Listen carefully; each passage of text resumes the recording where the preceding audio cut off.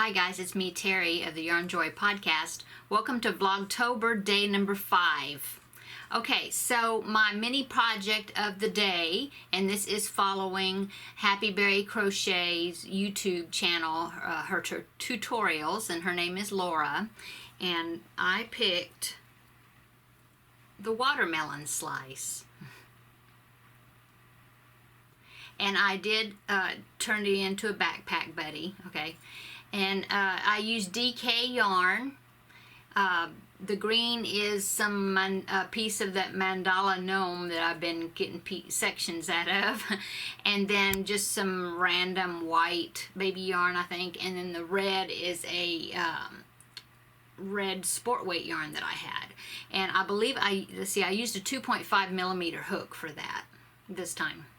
Anyway, I think it turned out cute. It was a very interesting construction. I didn't think it was going to work the way it worked.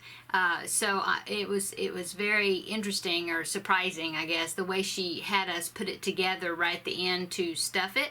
I thought it was very interesting. So check out her tutorial. I will link it below in the description box.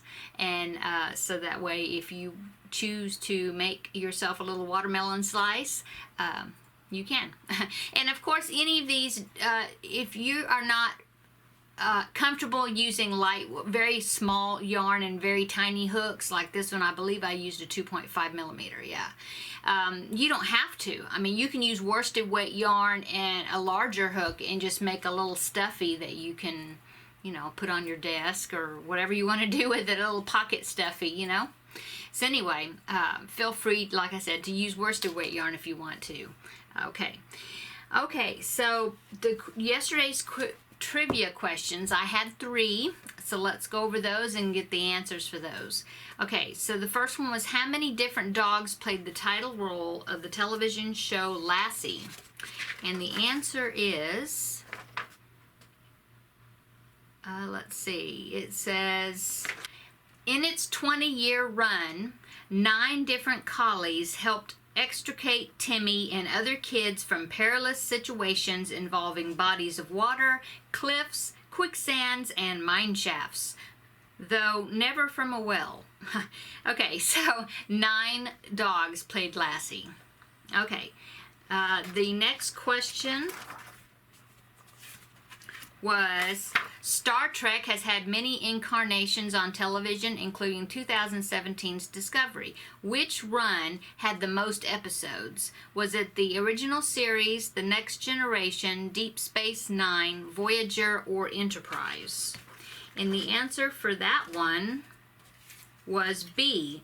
It was close, but The Next Generation aired 178 episodes plus 4 theatrical films. Deep Space Nine aired 176, Voyager aired 172, and Enterprise aired only 98. Star Trek, the original series, had only 79 episodes, but it did get 4 spin-off series from it, plus 8 movies, and counting, Captain Kirk for the win. Okay, so Next Generation had the most episodes. Right? Which one had the most episodes? Yeah, Next Generation. Okay. What did the initials AA stand for in children's book author A.A. Milne's name? And the answer was, I'll turn the page. It was A, Alan Alexander, which I did not know that. Okay, so today's trivia questions, mark those off. Okay, so number 1 is, how many actors did it take to portray Darth Vader in Star Wars? Number 2, I missed one. Let's see, wait. I have them marked here so I'll find them. Okay, what 1970s film was the first to feature a computer-generated title sequence? Was it A, Jaws 2, B, Revenge of the Pink Panther, C, Grease, or D, Superman? Okay. And And the third one for today is this one. Okay. Whose face has appeared on the cover of Rolling Stone magazine more than anyone else's? Was it A, Bob Dylan, B, Eric Clapton, C, Tiny Tim, or D, John Lennon? Okay, so that's our trivia questions for the day. Okay, so now on to the Q&A section. I'm still reading your wonderful comments and getting so many questions from them, so I appreciate that. Let's see, so the next one is from Lee Redman. And Lee asks, what is your favorite stuffed toy and why?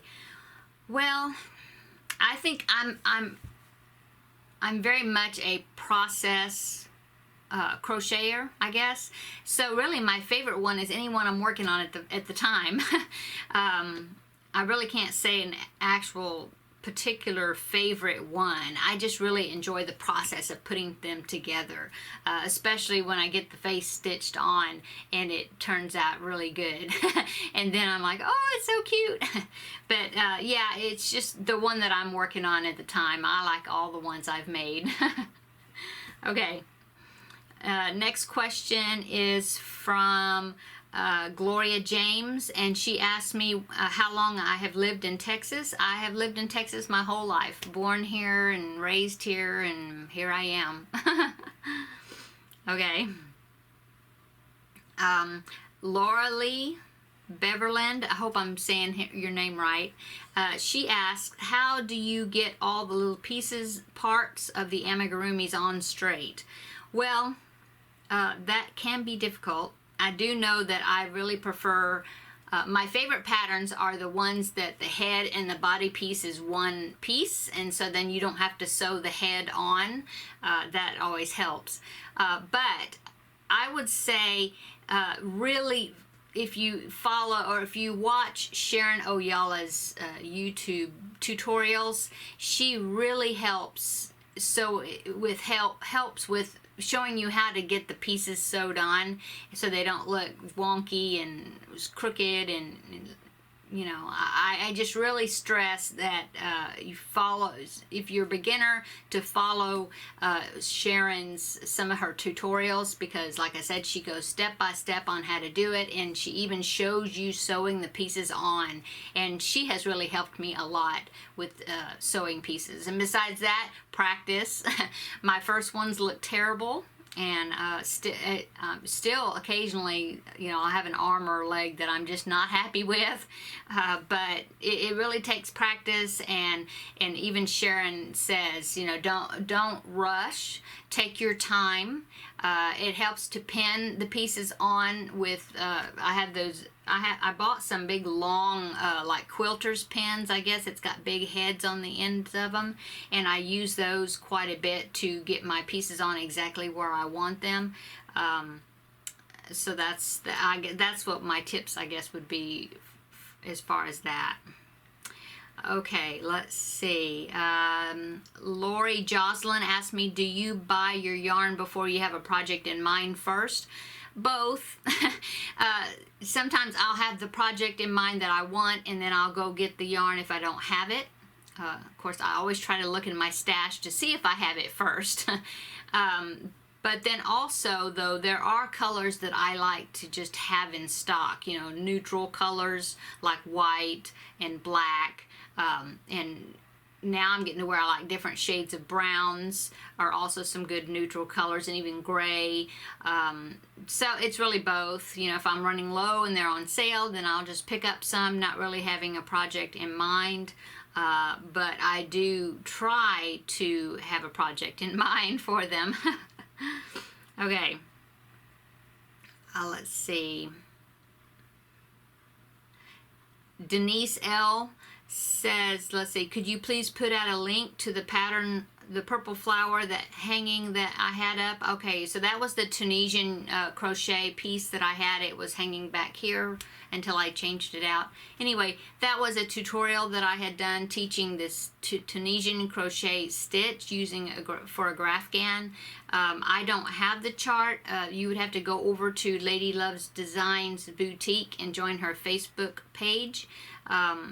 Danica is her name, and she is the one that has the chart for that.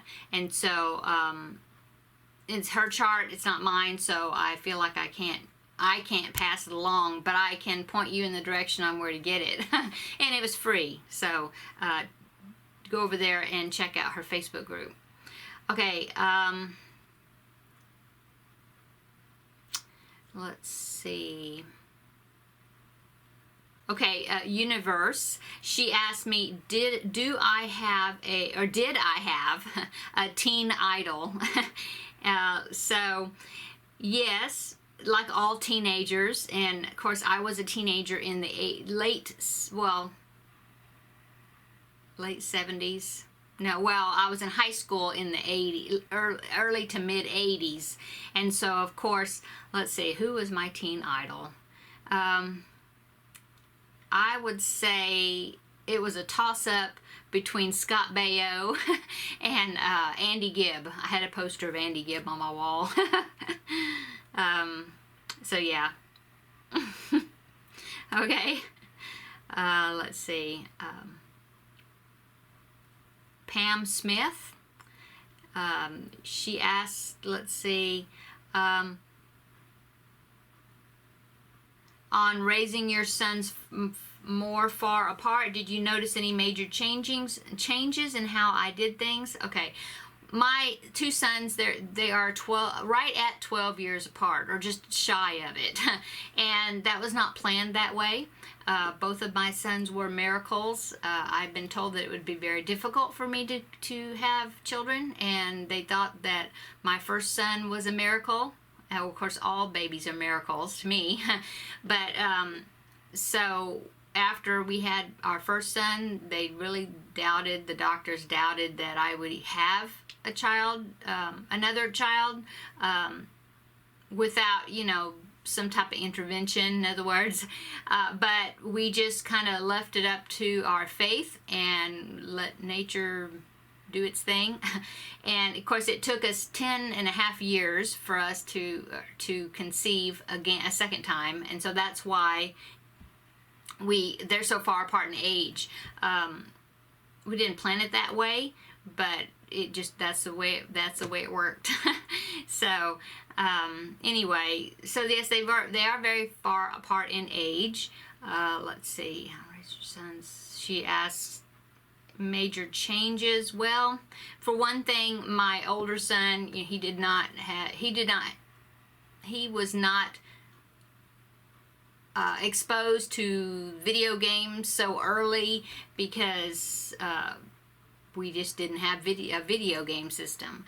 But since with my younger son though, my older son was already video game age because he was 12, and so my younger son did get started into video games a lot sooner than the older one because they were here, Of course, we only allowed him to play games that were child safe, but I think that detracted from him being that much of a reader, which I do regret that. But as far as the way we did things, I don't know. You kind of roll with it, So,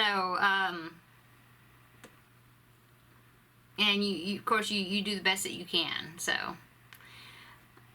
I don't know how else to answer that. So what type of music did you listen to in your teens? Oh, well, pop music. I wasn't really into, heavy metal music, no.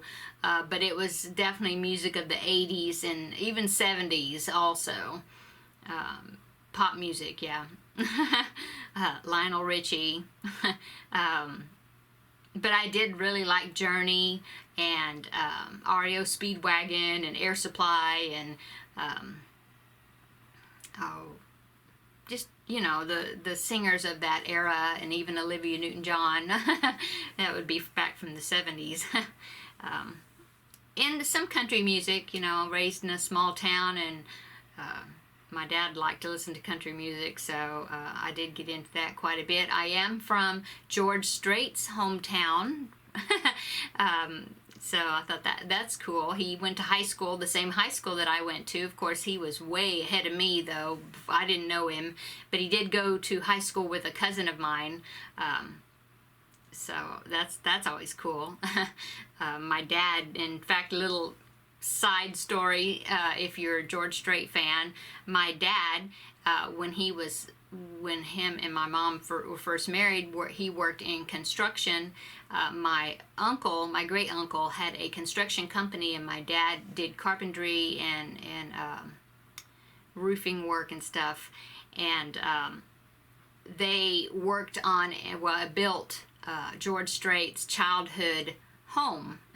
Well, yeah, he was about 8, 9 years old, something like that. George Strait was, when my dad helped build the house that he grew up in, or well, he grew up from there in. And anyway, my dad used to tell a story about him that he would run around. He had a little toy guitar that he would play, plunk at, you know. And so yeah, my dad remembered him when he was a little boy. So okay, let's see. What got started me on creating amigurumis? I guess just seeing other people making them, and getting familiar with, or seeing all the patterns and things that were out. And I've always been one to like to make gifts for like baby showers and things. And so I just, besides a baby blanket, then a lot of times I would make some sort of amigurumi or something that would go with it as a gift. And of course I have lots of nieces, and of course now they have babies of their own, and so these are great nieces and great nephews that I can make stuffed toys for. So okay, Pam Smith also asked me, how long has it been since I've cut my hair? Yeah, it's long. I haven't cut it since about 1992. I don't know, I just love the long hair. So I had a bout of medical problems and had a big surgery and different things, and it made me lose a lot of my hair at one time, but it has it's growing again, so I was happy about that, because it really got thin, and it was getting not super short, but I mean, it was just, I was losing a lot of hair, and so I'm glad that it has bounced back. So oh, okay, and Grace Heal, I think her name is, or Heil, she asked me, what other crafts have you tried? Well, I tried to get into scrapbooking. I guess it is a craft, right?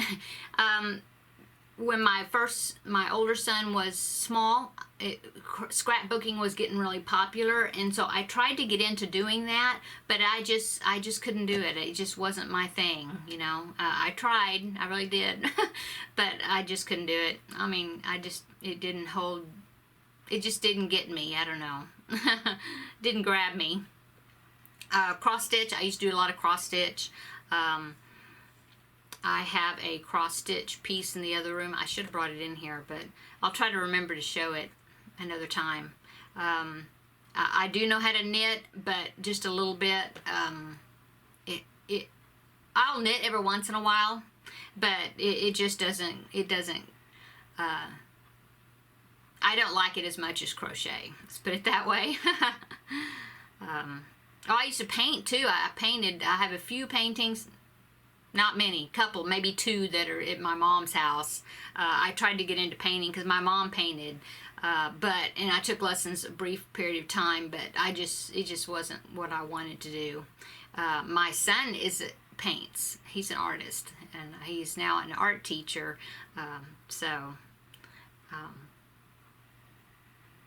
but no, crochet was my outlet. Okay, one more. Diane Ward asked me, do you loom knit?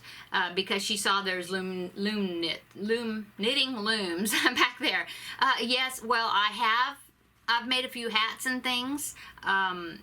but I haven't really got into doing it that much. I just really prefer crochet, you know. But I will loom knit something every once in a while, just get it out and just do something different, or I'll see a pattern I want to try out, and so I will loom knit a little bit, but I really haven't done it a whole lot, no. Okay, so that's it for the day.